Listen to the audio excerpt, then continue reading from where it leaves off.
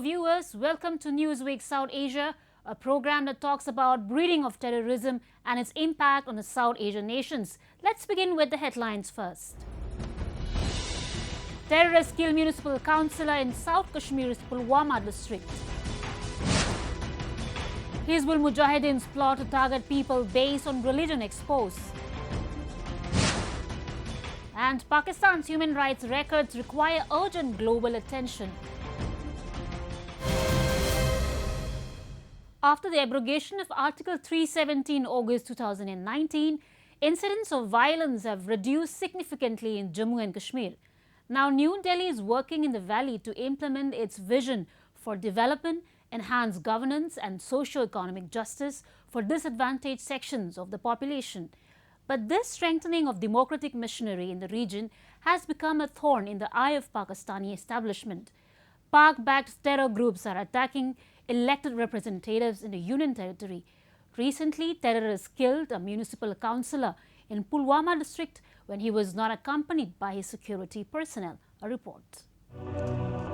Rakesh Pandita, a municipal councillor and a Kashmiri Pandit, was recently shot dead by terrorists in the Tral belt of South Kashmir's Pulwama district. The three unidentified terrorists opened fire on the councillor, killing him on the spot. Rakesh Pandita was the chairman of the Tral Municipal Committee and was staying at a government accommodation under security in the Srinagar due to militant threat. However, he had left his security officials behind on his visit to Tral, a militant stronghold and his hometown. As per reports, Pakistani terror group Lashkar-e-Taiba's front organizations have claimed responsibility for the killing of Pandita. It is the third killing of a councillor in Kashmir this year and yet another brutal attack against the minority community in Kashmir Valley. In March, militants had stormed the office of the Supor Municipal Council and killed two councillors.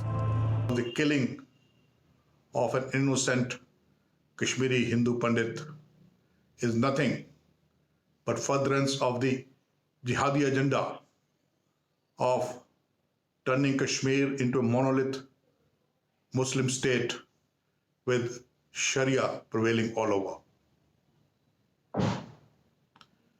It has been done at the behest of Pakistan. Pakistan sponsors these terrorists. Pakistan supports these terrorists. Pakistan is responsible for the killing of thousands of innocent Kashmiris at the hand of these terrorists, just for the sake of ensuring that Kashmir remains in turmoil. Pakistan does not want Kashmir to develop. It has no love lost for Kashmiris. It only wants the Kashmiris to remain backward. Recently, two civilians were also killed in firing by militants in Anantnag district of Jammu and Kashmir. The incident happened in broad daylight when both the individuals were at a grocery shop near Jamia Masjid in Jablipura. The Kashmiri people are outraged and want an end to the cycle of killing innocent people. In the past, Kashmir was a land of peace and serenity, but Pak-sponsored malignant terrorism has ravaged this land. Pakistan is committed to the strategy of supporting terrorism in the valley. Terror camps in Pakistan-occupied Kashmir have been continuously used for decades for fomenting an anti-India sentiment in Kashmir. Active camps in POK and such facilities are used for training and subsequently infiltration into Jammu and Kashmir. Multiple terror teams comprising terrorists from Jaish-e-Mohammed, Lashkar-e-Taiba and Hizbul Mujahideen have been regularly camping in various forward areas of Pakistan-occupied Kashmir with the intention of infiltrating into India to carry out attacks in Kashmir and beyond. Pakistan, though, remains in a constant mode of denial. But the fact is that numerous training camps are running in Pak-occupied Jammu and Kashmir. Despite the ceasefire in the LOC, Pakistan has not given up its supports for terrorism. It continues to train terrorists. Yesterday's act in Kashmir, in Taral, will force India to take action against these terrorists. And one option to India is to hit at these training camps inside POJK. Pakistan has always denied the existence of militant training camps in POK. India is faced with no other option but to cut through the chase and eliminate terror camps in Pakistan by its own ways and strategies. Hence, Pakistan should immediately dismantle terrorist camps operating from its soil and territories under its control.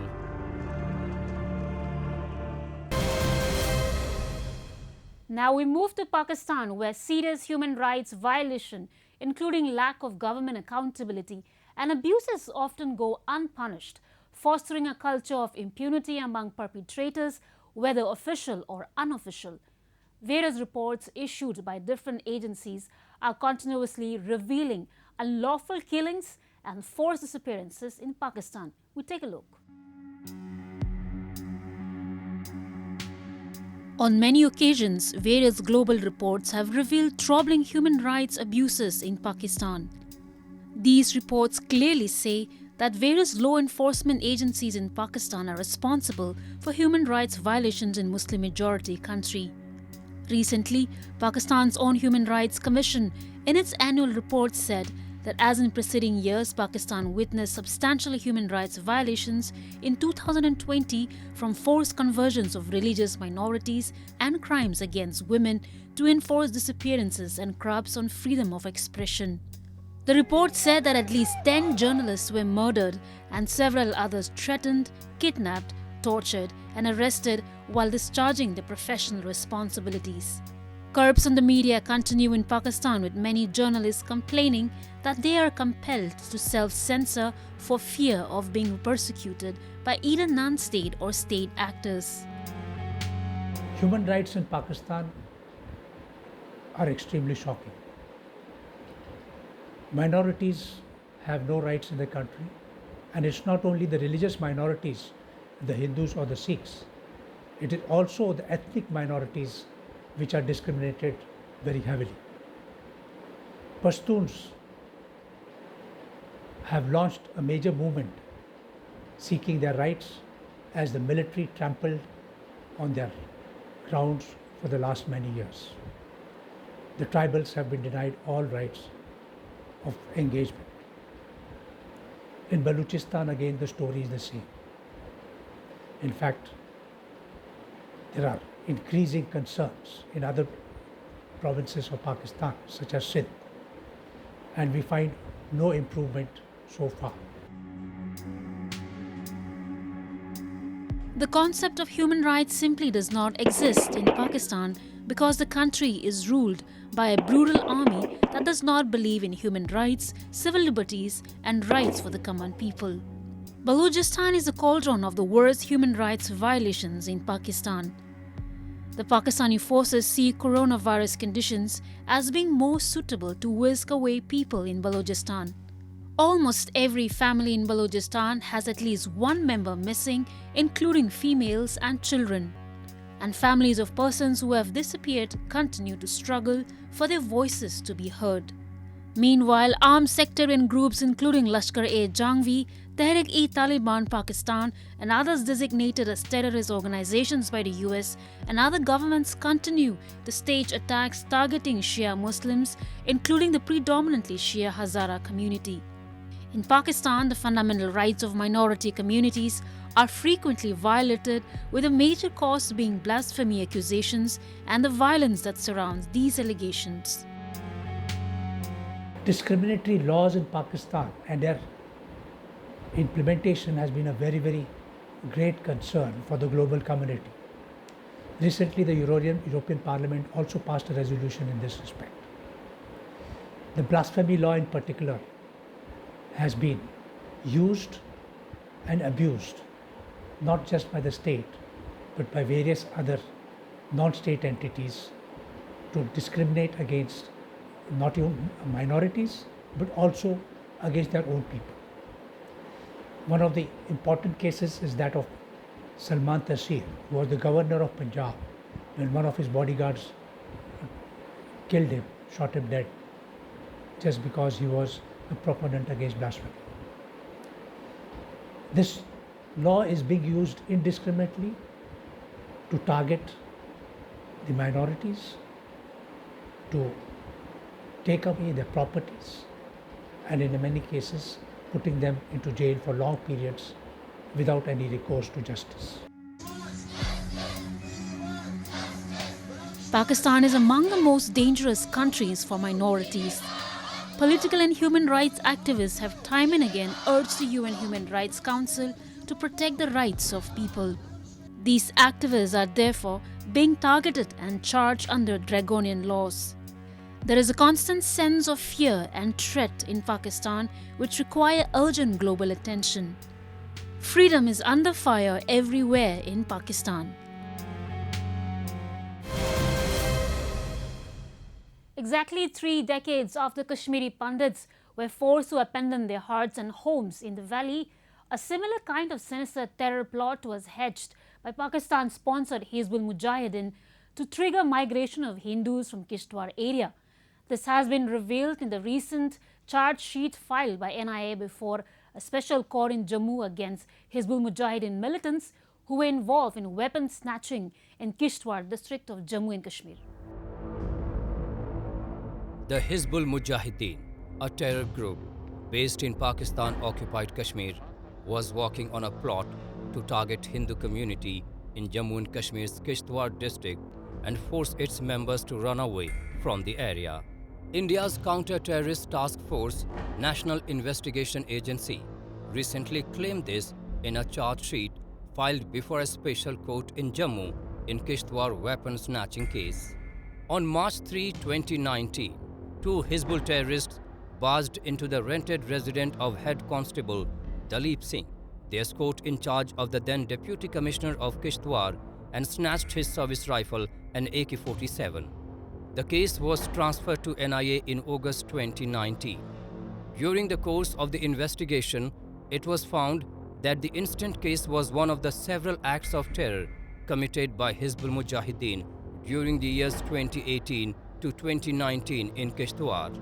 The charge sheet read that by carrying out activities like looting of arms and ammunition or targeting prominent and influential Hindus in the area, Hizbul was executing the larger conspiracy to create terror amongst the community in order to force them to run away from the area. Hizbul Mujahideen is the militant group which advocates of merger of Jammu and Kashmir with Pakistan, and that is its aim. And it is the militant group, some say, and it is a fact, that it is the armed wing of Jamaat-e-Islamiyah. And this group is now trying to recreate terror in the upper reaches of Kishtwar and Bhadarwah. As you know, that after the all-out operations of the armed forces and security forces in Kashmir, North, East, West Kashmir has already been cleared of militancy. It's only some South Kashmir. And now these people from there are coming down to Kishtwar region. And they are the ones who are trying to now create a reign of terror over there so that militancy is revived in those upper reaches. 3 Hizbul terrorists, Osama bin Javed, Harun Abbaswani and Zahid Hussain, who carried out the killing of prominent Hindus in Kishtwar, were killed in encounters with security forces at different places in the years 2019 and 2020. The other 3 Hizbul terrorists against whom charge sheet is filed were found to be helping Hizbul outfit by providing logistic support and organizing safe shelter and hideouts for the Hizbul cadre involved in the multiple terror-related incidents. The Hizbul group may be lying low, but the militants are providing intelligence to other terrorist organizations such as Lashkar-e-Taiba and Jaish-e-Mohammed and shadow outfits like the Resistance Front to manage successful attacks. Once drawing mostly its recruits from the socio-religious Jamaat-e-Islami, the Hizbul now attempts to recruit local people coming from all walks of life, students, salaried employees and traders. Acting on the instructions of Pakistani establishment, Hizbul Mujahideen has been instrumental in carrying out anti-India propaganda and terror activities in Jammu and Kashmir. The Operation All Out by the security forces against these militants in Kashmir Valley, Hizbul Mujahideen changed its tactics of recruitment. Rather than recruiting only Jamaat-e Islamiyya people, they started targeting the youth, students, educated people, traders, and everyone. One, they gave them the Wahhabi ideology of Islam and how once Kashmir is liberated from the Hindus and the Indian government, it would become a panacea for all the Islamists over there. Second was that they said, as Pakistan was made, keeping Islam as the unifying factor, Kashmir also should be there. And this finds some sympathy with some people there, which has resulted in some of them joining these ranks. Although Hizbul Mujahideen has been designated as a terrorist group by many countries across the world, it remains a lawfully operating organization in Pakistan. Moreover, Pakistan is trying to portray that there has been indigenous reaction in Kashmir due to removal of Article 370. Hence, it is promoting dummy outfits like the Resistance Force. To defend itself against nefarious state and non-state actors from across the border, India has decided to strike back decisively, and Indian armed forces will keep giving befitting reply to Pakistan until it stops terrorism.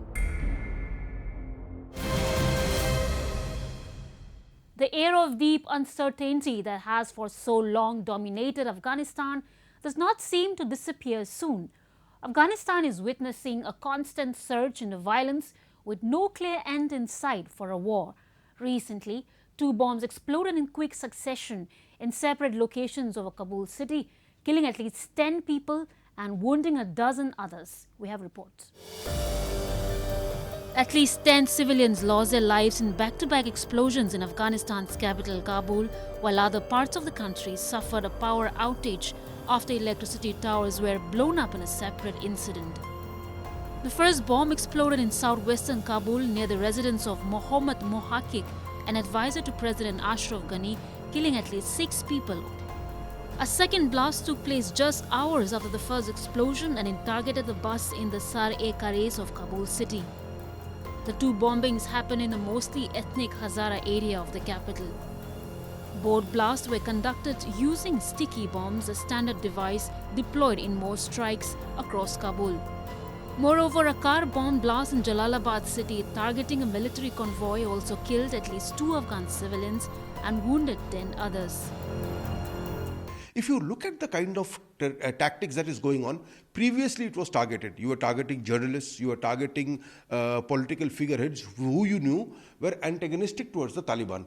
If you now look at the blasts, there is not just a sectarian component, but there's a general random component. What they want to do is to cow down the people of any area where they fear resistance, so that when the Taliban finally attack, there is nobody left to oppose the Taliban. The attacks come as the United States wraps up its longest war by withdrawing the last of its troops along with allied NATO forces from Afghanistan. The last soldiers are scheduled to be gone by September, generating fears of increased chaos in a country already deeply insecure. Over the past month, several provinces across the country saw fierce fighting between the Afghan security forces and the Taliban. Given the persistent terrorist threats in Afghanistan, there are serious questions about the US administration's decisions. Recently, lawmakers of both the parties in US expressed concerns over the future of Afghanistan. Those concerns have been stoked by a deadlock in the US-backed peace talks, while the Taliban have intensified attacks on government forces after a missed deadline for the US troop departure. The issue of trust never existed. You had one party, the United States, which wanted to exit. So they wanted to hold talks. They wanted to tell the world that this is an orderly withdrawal. The Taliban and the Pakistanis seized upon that particular desire. So on the face of it, they kept on talking, but at the ground level, they did everything to spread fear into the minds of the people. Winning trust was never an issue. What they wanted to do was to cow down a particular population from the very beginning, initially by selective targeting and now by random targeting. And I think this is not going to end well. We will see more of these attacks taking place. The US National Intelligence Council report recently released an assessment that the Taliban would roll back much of the progress made in Afghan women's rights if the Islamist extremists regain national power. Hence, observers say that the new US administration should carry on an honest review of the entire peace process and push the Taliban to make concessions. The talks are crucial to find a lasting solution to the Afghan conflict. But it should not be on the Taliban's terms, which could wipe away whatever little progress Afghanistan has made in last several years.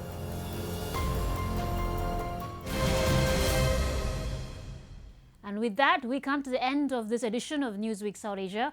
We will be back next week with more news, views and analysis from the subcontinent. Meanwhile, do keep writing to us at nwsa@anin.com. This is Karim Zimek signing off on behalf of the entire production team of Newsweek South Asia. Goodbye and take care.